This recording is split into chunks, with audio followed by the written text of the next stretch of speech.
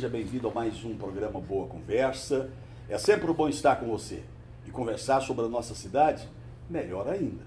Daquilo que está acontecendo, pessoas que fazem a história aqui do Distrito Federal.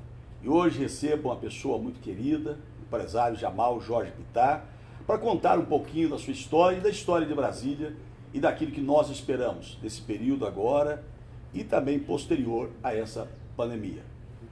Jamal Jorge Bittar, nascido em Anápolis, é presidente da Federação das Indústrias aqui do Distrito Federal, a FIBA, herdou a coragem, a perseverança de sua família de ascendência síria. Cursou administração e direito e atua com sucesso por décadas na área de metalurgia e mecânica. Já em seu segundo mandato como presidente da FIBRA, Jamal Bittar também integra o Conselho Deliberativo do SEBRAE. Jamal, uma honra, um prazer recebê-lo aqui para essa nossa conversa. Todo meu, Bispo Renato, muito obrigado a todos que assistem esse programa. É uma honra poder estar aqui e compartilhar desse lugar bastante agradável. É uma pessoa tão querida como o Bispo Renato. Nosso querido Bispo sempre foi um grande parceiro do setor produtivo e não houve sequer alguma oportunidade que nós pudéssemos ter alguma demanda em benefício da cidade que não contássemos sempre com a boa tolerância, às vezes, do Bispo Renato como deputado e dentro dos cargos do seu jogo. Muito obrigado pelo prestígio do programa. Obrigado pela gentileza também, Jamal. É lógico que eu não poderia deixar de fazer essa pergunta. Estamos vivendo um tempo tão difícil, Jamal, inesperado, que pegou a todos nós de surpresa, o mundo todo de surpresa. Como está o setor produtivo hoje em Brasília? Bispo, está em recuperação. Graças a Deus, eu acredito que a fase mais pesada já passou. Agora ainda com sequelas, o que é de se esperar. Não há como imaginar que um evento tão extraordinário como essa pandemia não causasse danos sérios a toda a sociedade, e aí incluído o setor produtivo. 4 meses continuados aí, principalmente os 3 primeiros meses de modo muito vigoroso, paralisaram negócios, e quando você paralisa as atividades por recolhimento, você atinge a sociedade como um todo, e o setor produtivo não poderia ser diferente. As empresas, especialmente do comércio, pararam. A indústria mesmo, nós tendo tido um olhar muito especial do governador Ibanez sobre o setor produtivo da indústria, e que permitiu que quase todo ele continuasse, ajudou bastante. Mas sem o comércio, sem o trânsito de pessoas, cai o consumo, sem consumo não tem compra. Então isso irradiou. Eu acho que é um movimento que atingiu a maior parcela que eu já vi até hoje da sociedade. Pouquíssimos segmentos, em especial aqueles que atendem como supermercado, instituições de medicação, que tiveram lá a sua atividade continuada. O restante foi todo atingido. Mas eu acredito que o pior passou. Nós já temos hoje sinais aí de recuperação. Vai demorar um pouquinho para chegar no patamar pré-crise, mas a fé é grande. O governo, o Estado, de forma geral, tem contribuído.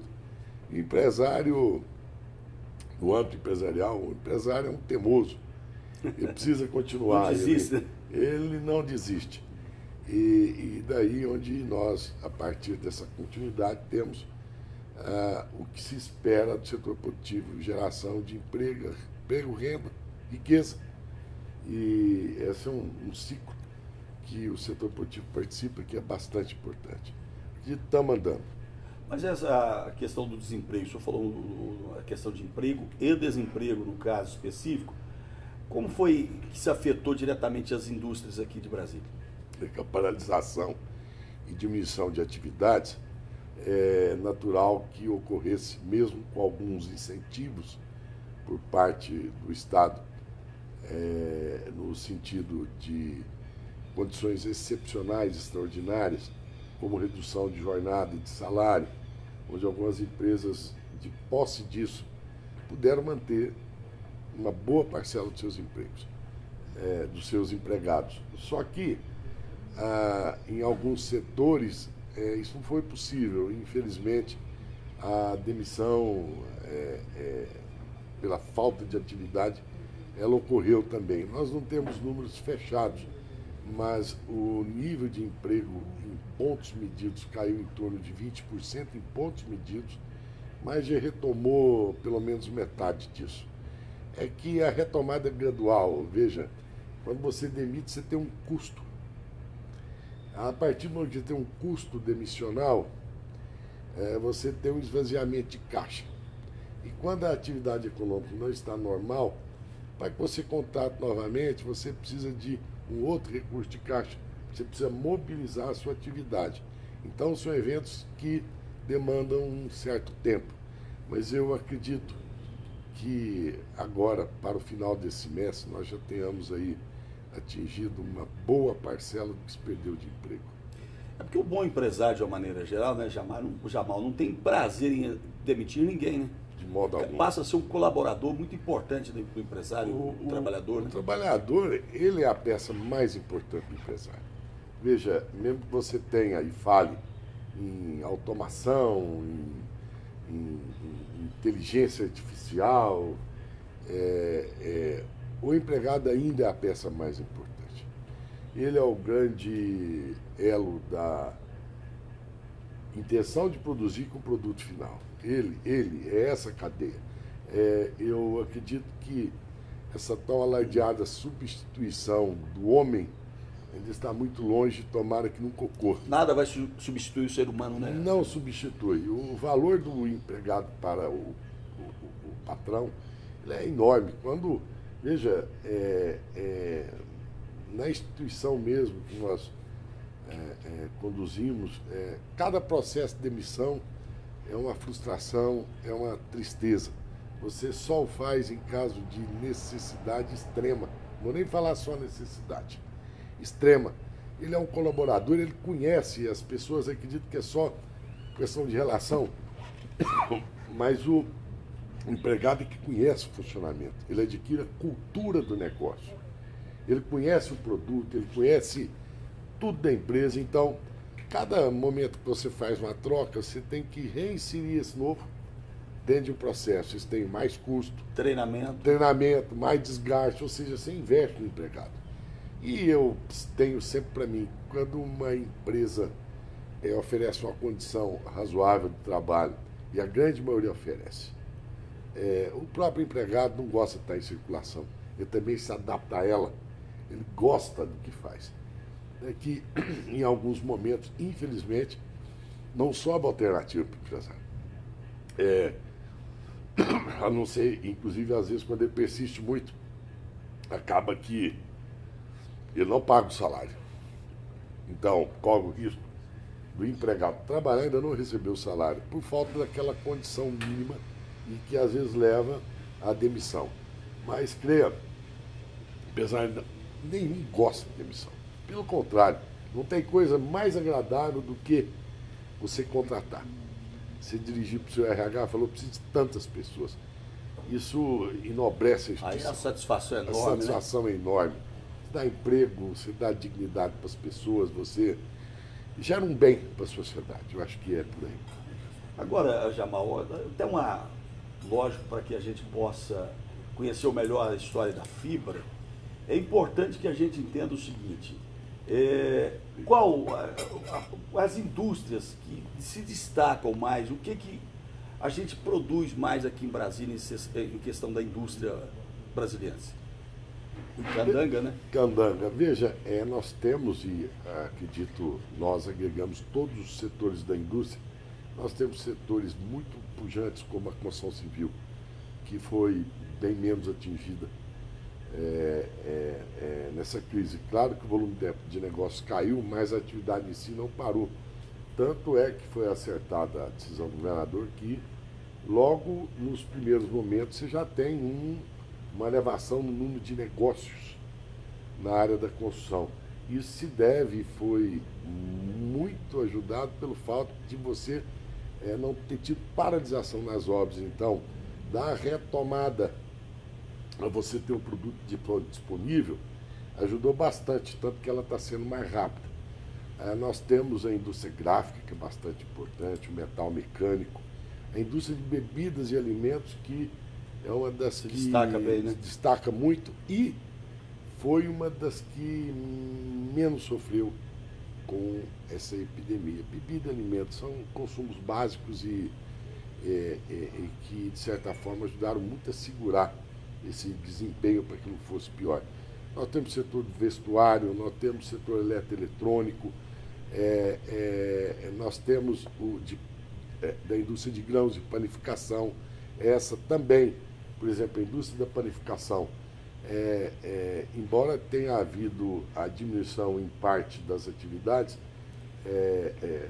por exemplo, a impossibilidade de servir alimentos em balcão e etc., mas são produtos de consumo básico e que ninguém deixa de comer. Ninguém deixa de comer. E mais ainda, Jamal, porque a maioria desse trabalho com panificação vem da minha grande Minas Gerais, né?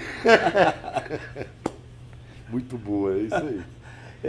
E a gente, lógico, fica agradecido em relação a isso, porque quando se não para a atividade, o empregado tem o seu emprego. Você sabe que eu fui secretário de Trabalho aqui no Distrito Federal. Eu sempre dizia para os nossos diretores e gerentes o seguinte: olha, a gente tem que tratar muito bem, sim, o trabalhador. Como muito bem você disse, é a peça-chave de uma empresa. Mas também não se pode tratar o empresário como um vilão. Muito bem. Porque, infelizmente, as pessoas tratam como vilão. E eu dizia o seguinte: trate o empregado com tapete vermelho, mas também o empregador com tapete vermelho. Porque sem o empregador, nós não teremos o emprego, alguém que pague o salário no final do mês. Verdade. Empresa forte, logicamente, e os bons empresários acabarão reconhecendo bem o seu trabalhador, não é isso? Muito bem, não tem dúvida. Infelizmente criou-se um conceito que eu acredito que vem sendo sanado com o tempo, do modo como se vê a sociedade empresária. Você precisa de um empresário. Ele é empreendedor e ele, obviamente, quem vai dar e possibilitar o emprego. Então, tratar muito bem, como você bem falou, o trabalhador, mas também o empresário que vai investir e correr riscos. O governo trata bem os empresários em Brasília? Tem tratado. Não podemos queixar de modo algum. O governo tem sido muito sensível às demandas. A Federação de Indústrias fez algumas demandas junto ao governo em relação a crédito, abertura de setores, alguns que ficaram de fora do processo, e acabou que está sendo atendido, sim, aquele grupo coronavírus que o governador instituiu e colocou empresários para discutir com o secretário de Economia. Foi muito eficiente, o governo prorrogou prazo, tem feito, sim, o suficiente diante de tantos problemas para atender o setor produtivo. Claro que muito precisa ser feito, né, Jamal? Claro, muito. Muito, muito. Em âmbito federal, em âmbito local, eu digo que isso tem que ser uma ação continuada. Nós precisamos estar estimulado o tempo todo. Hoje recebo aqui no Boa Conversa Jamal Bittar, presidente da Federação das Indústrias de Brasília e do Conselho Deliberativo do SEBRAE. É uma pessoa que faz a história do Distrito Federal, juntamente com todos os nossos empresários, as pessoas que fazem o setor produtivo, que faz com que Brasília não pare, e realmente não pode parar.